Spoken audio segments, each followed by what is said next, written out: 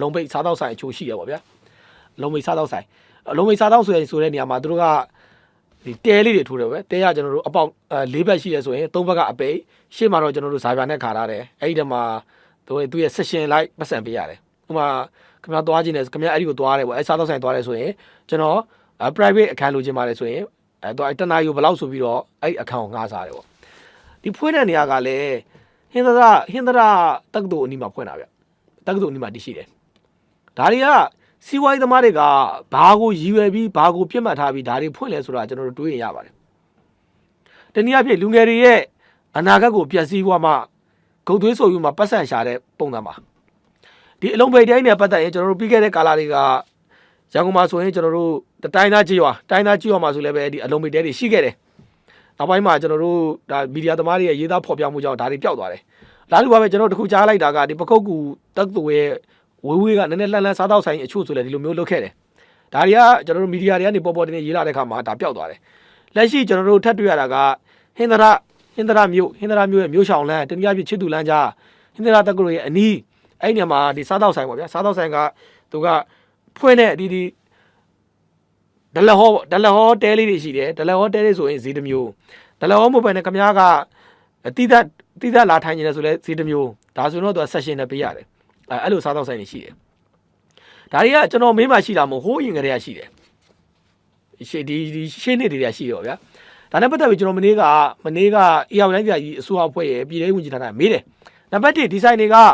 တက္ကသိုလ်အနီးနားမှာရှိတယ်ဒီအလုံးပိတ်စားတော့ဆိုင်နဲ့ပတ်သက်ပြီးတော့ဒါတိုင်းရအစိုးရအဖွဲ့ကခွင့်ပြုထားတာလားတရားဝင်လိုင်စင်နဲ့လုပ်နေရလား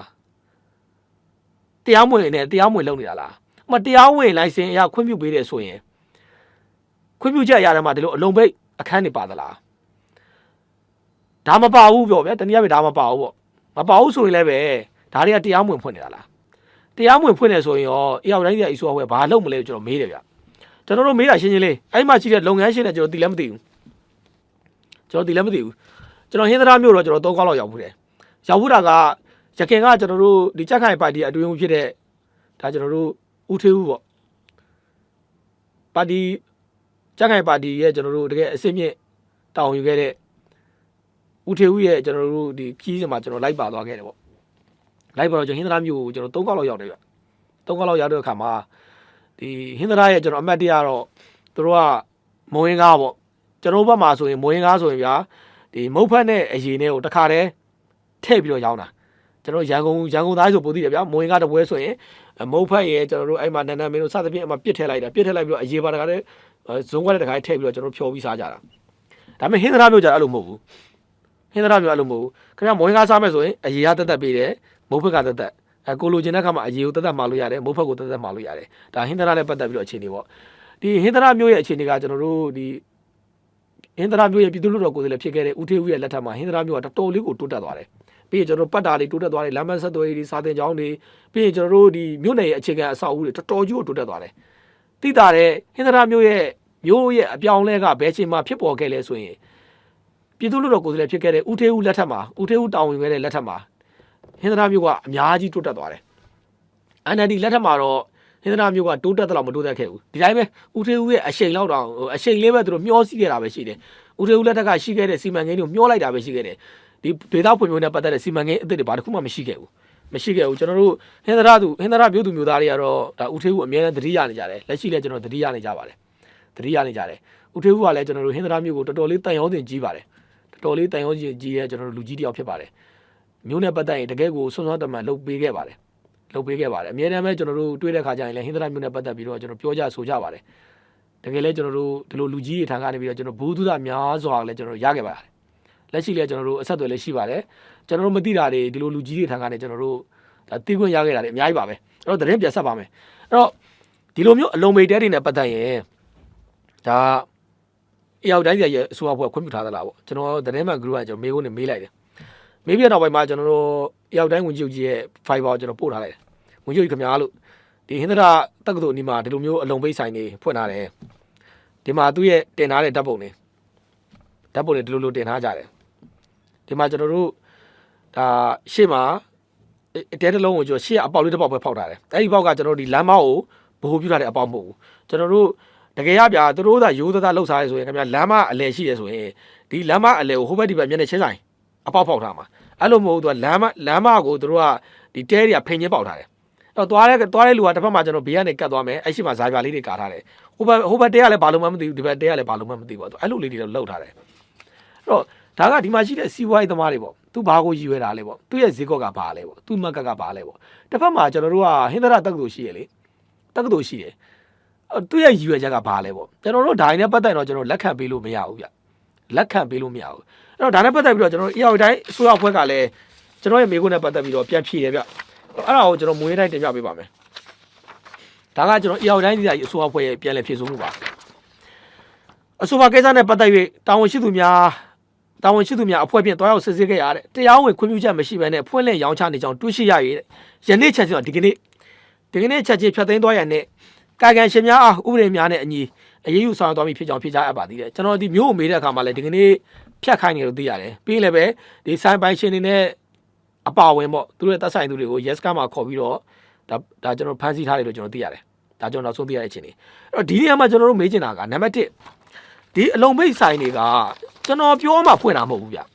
ကျွန်တော်သတင်းမင်းမှဒါကြီးကဖွင့်နေတာမဟုတ်ဘူးကျွန်တော်သတင်းမမေးခင်နဲ့ရှေ့မှာလည်းဖွင့်နေကြတယ်ကြာနေကြပြီဒါဆိုရင်ကျွန်တော်တို့မေကုန်းထုတ်စရာရှိတာကဒီဟင်္ဒရာမြို့မှာရှိတဲ့အုပ်ချုပ်ရေးအဖွဲ့များအားလုံးမမြင်ကြတာလားမသိကြတာလားမမြင်ကြအောင်ဆောင်နေကြတာလားဒါကျွန်တော်မေးရတော့မှာပဲဘာကြောင့်လဲဆိုတော့ဒါကြီးကခင်ဗျလူမြင်ကွင်းကြီးပါလေဗျလူမြင်ကွင်းကြီးမှာရှိတာဗျတက္ကသိုလ်အနီးနားမှာရှိတာနောက်ပြီးအဲ့ဒီမျိုးရှောင်းလမ်းနားမှာဆိုရင်လည်းပဲကျွန်တော်တို့မကြကနာလူသက်မှုတွေဖြစ်တယ်ရိုင်းမှုတွေဖြစ်တယ်လို့ကျွန်တော်သိရတယ်ဒါကျွန်တော်တို့အဲ့မှာလည်းကျွန်တော်မိတ်ဆွေတွေရှိတယ်ကျွန်တော်လည်းဒီသတင်းသိတော့ကျွန်တော်မျိုးကန်တွေကျွန်တော်တောက်လျှောက်မိတယ်မှန်တယ်သူတို့ဘက်ကလည်းမှန်တယ်သူတို့ပြောတာမှန်တယ်မျိုးကန်တွေကတော့ဒါကိုသူတို့မနှိမ့်မြို့ဘူးလက်မခံကြကြအောင်တိုးတော်လည်းပဲငါးပိုင်းနဲ့ကွာဆိုတဲ့အနေထားနဲ့လုံးတဲ့သူတွေရှိတာပေါ့ဗျာငါးပိုင်းတွေဆိုလဲဆက်လို့ပေါ့ဗျာဆက်လို့ကြပေါ့မျိုးနယ်ကိုငါးပိုင်းနေပေါ့သူတို့အဲ့လိုအထားတွေလောက်တာပေါ့ကျွန်တော်မေးချင်တာဒီမှာရှိတဲ့အုပ်ချုပ်ရေးအဖွဲ့တွေကဒီလိုဟာမျိုးတဲကြီးကိုကျွန်တော်တရားဝင်ဖွင့်နိုင်တဲ့တဲကြီးကိုမမြင်ကြတာလားကျွန်တော်တိုင်းပြည်ကောင်းမှုတွေကျွန်တော်ပြောရမှာပဲမမြင်ကြတာလားဒီလောက်ဗျာခင်ဗျားကလည်းဟိုတိတိကိုကိုလောက်ထားလည်းမဟုတ်ဘူးဗျာဒီလောက်တဲတွေနဲ့အများကြီးဗျာအဲ့မှာကျွန်တော်စိုက်နေမယ်တော့ထည့်မပြောတော့ပါဘူးတဲတွေနဲ့အများကြီးဖွင့်လာတာဒါဘာကြောင့်ဒီမျိုးနယ်အုပ်ချုပ်ရေးဖွဲ့တာမသိရလဲနံပါတ်1ကဒီဇိုင်းကလိုင်စင်ရှိမရှိဆိုတာကမျိုးနယ်အုပ်ချုပ်ရေးဖွဲ့သိကိုသိရမယ်ခရိုင်အုပ်ချုပ်ရေးဖွဲ့သိကိုသိရမယ်တိလေးမှမဟုတ်တာဗျာတမန်ဒီမှာစားတော့ဆိုင်လိုင်စင်တင်နေဆိုရင်အဲ့ဒီမှာရှိတဲ့သူကကျွန်တော်တို့မျိုးနယ်ထွေဦးကနေတင်ရတာထွေဦးကနေသက်ဆိုင်ရာအစီအစဉ်ကိုတင်ရတာဒီဆိုင်ကကျွန်တော်လိုင်စင်ရှိမရှိဆိုတာမျိုးနယ်ထွေဦးတွေမှာအချက်လက်အားလုံးရှိတယ်ဒါလိုင်စင်ရှိရနေလောက်တာလားလိုင်စင်မရှိရနေလောက်တာလားဆိုတာကျွန်တော်မေးတဲ့ရွေးချက်ကရှင်းလေးဒီဆိုင်ပိုင်ရှင်တွေနဲ့ကျွန်တော်ပုံကိုရတယ်ကျွန်တော်သိလည်းမသိဘူးကျွန်တော်စိတ်လည်းမဝင်စားဘူးကျွန်တော်လို့လည်းမဟုတ်ဘူးကျွန်တော်မေးတဲ့ရွေးချက်ကရှင်းလေးပဲဒီတက္ကသိုလ်အနီးနားမှာစားတော့ဆိုင်ဖွင့်တယ်ရတယ်စားတော့ဆိုင်တွေဖွင့်လို့ရတယ်စားတော့ဆိုင်ဖွင့်ရမယ်လူတွေရှိတော့ခင်ဗျာဗဇက်တွေရှိတော့စားကြတောက်ကြတာပဲအားလုံးခင်ဗျာစားကြတောက်ကြတယ်အရက်ကြတဲ့လူအရက်တောက်လိုက်မယ်ထိုင်းကြတဲ့လူထိုင်းတောက်လိုက်မယ်ဘီယာကြတဲ့လူဘီယာတောက်လိုက်မယ်ဒါမှန်တယ်ဒါလို့ဒါကျွန်တော်လူတွေရဲ့ဒါနေ့စဉ်ဖြတ်သန်းမှုဒါမရှိမဖြစ်ပဲလူတိုင်းလူတိုင်းမှာခင်ဗျာအရက်ကမရှိမဖြစ်ပဲဘီယာမရှိမဖြစ်ပဲခင်ဗျာလူတိုင်းမှာခင်ဗျာလည်း99% လောက်ကအရက်တောက်တယ်ယောက်ျားတိုင်းအရက်တောက်တယ်ကြံတဲ့ကျွန်တော်ရာခိုင်နှုန်းနည်းနည်းလောက်ပဲအရက်မတောက်ကြတာဒါအပြစ်တော့မဟုတ်ဘူးသူကြိုက်တာ哦ဒါကြောင့်မလဲကျွန်တော်ဒါနဲ့ပတ်သက်ပြီးတော့နိုင်ငံတော်လည်းဒါတွေတောက်သုံးဝင်ရှိတယ်ဆိုပြီးတော့လိုင်စင်ထုတ်ပေးထားတာဗျဘယ်နေရာမှာတော့ဖွင့်လို့ရမယ်ဘယ်နေရာတော့ဖွင့်လို့မရဘူးဘယ်နေရာမှာဘယ်လိုပုံစံနဲ့ဖွင့်လို့ရတယ်လိုင်စင်တွေထုတ်ပေးတာသူရဲ့သတ်မှတ်ချက်လိုက်အဲ့တော့ဒီထုတ်ပေးတဲ့လိုင်စင်ကနှစ်စဉ်ကျွန်တော်တို့နိုင်ငံတော်ကနေအခွန်ရတယ်ဒီပုံမှာကျွန်တော်တို့ကကန့်ကွက်တာမဟုတ်ဘူးသို့တော်လည်းပဲဒီတက္ကသိုလ်ရဲ့အနီးဗျာတက္ကသိုလ်ရဲ့အနီးမျိုးရှောင်းလန်းဒေသကိုချစ်သူလန်းကြအဲ့ဒီနေရာမှာဒီဆိုင်ဖွင့်တာလေရဆိုင်ဖွင့်လို့ရသေးတယ်ဒါပြဿနာမရှိဘူးဆိုင်ဖွင့်တာပြဿနာမရှိဘူးကျွန်တော်ဒီပုံမှာလည်းမဆွေးနေဘူးမပြောလို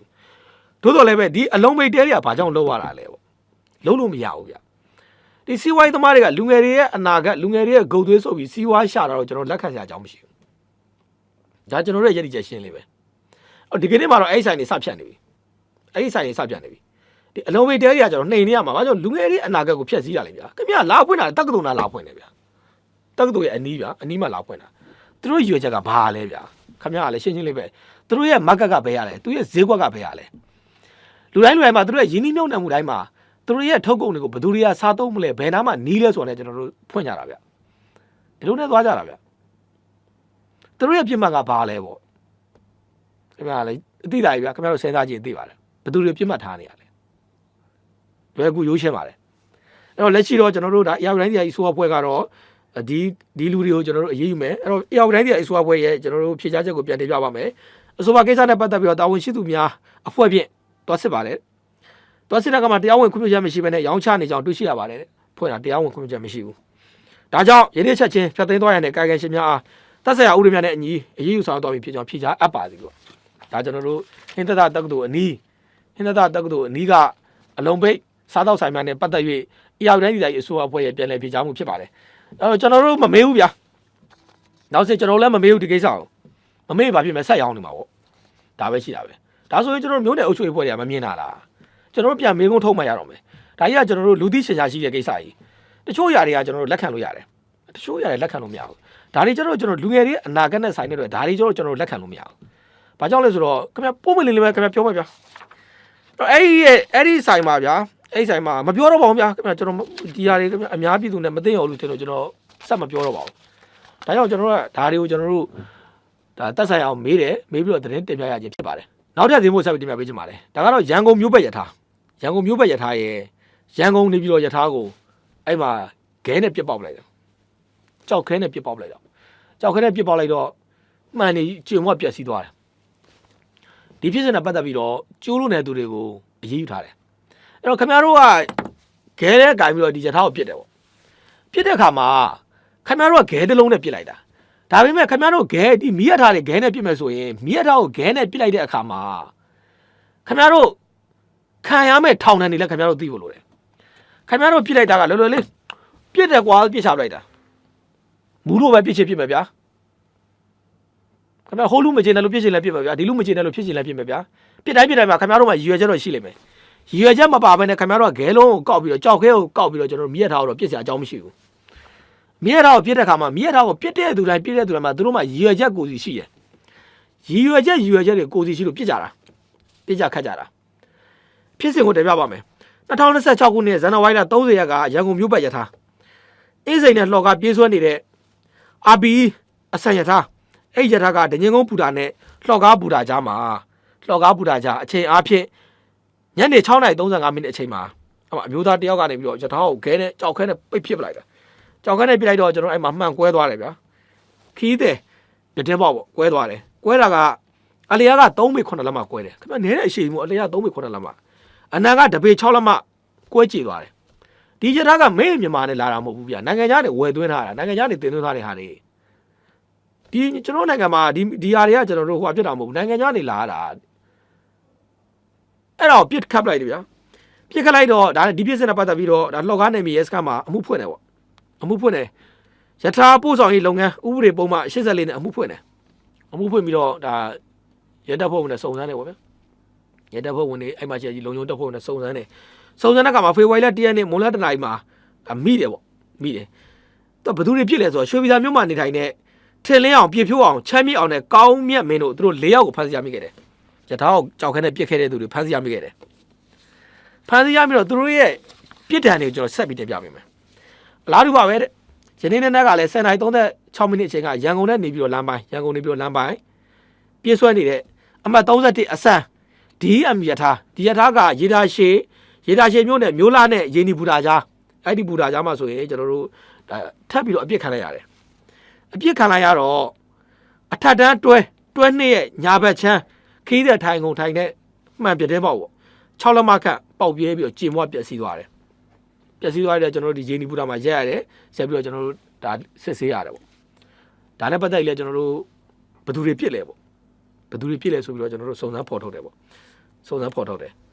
့အလားတူပါပဲပြီးခဲ့တဲ့2025ခုနှစ်အောက်တိုဘာလ28ရက်နေ့ကလည်း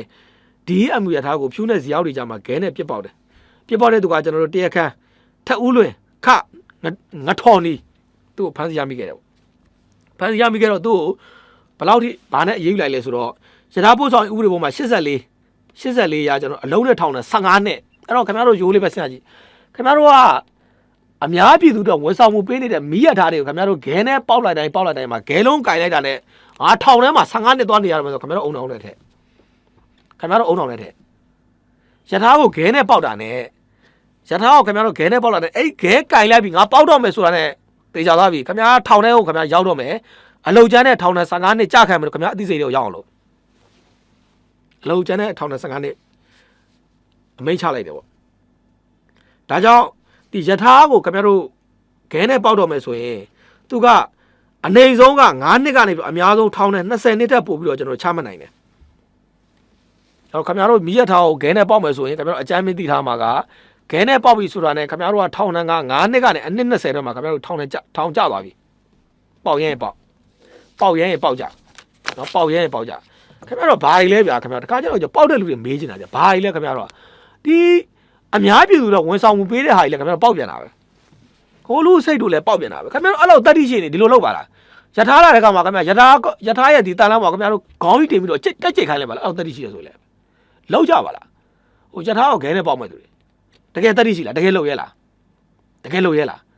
တကယ်လုပ်ရဲခင်ဗျားတို့လုံးလိုက်အဲ့မှာယထာလာပြီဆိုရင်အဲ့မှာ6ထောက်ထိုးခံလိုက်ယထာဝေါ်ဆိုလားခင်ဗျာ6ထောက်ထိုးခံလိုက်အဲ့ပြီးတော့ခင်ဗျားတို့ဇလန်းပြက်ကောခင်ဗျာတရက်ဗျာခင်ဗျာလေးမှာရန်ကုန်မျိုးပတ်ယထာကိုမိခုံနေရတဲ့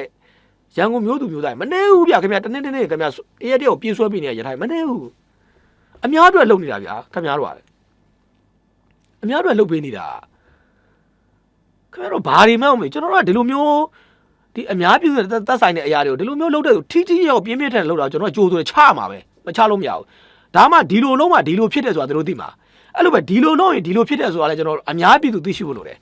အချို့သောအရာတွေကကျွန်တော်ဒီမျိုးနယ်မှာတော့ဒီနေရာလေးမှာတော့ကွက်ကွက်ကိုဝင်သိလိမ့်မယ်အများပြည်သူမသိနိုင်ကျွန်တော်တို့ကဒီလိုသတင်းတွေဖော်ပြတယ်ဆိုတာက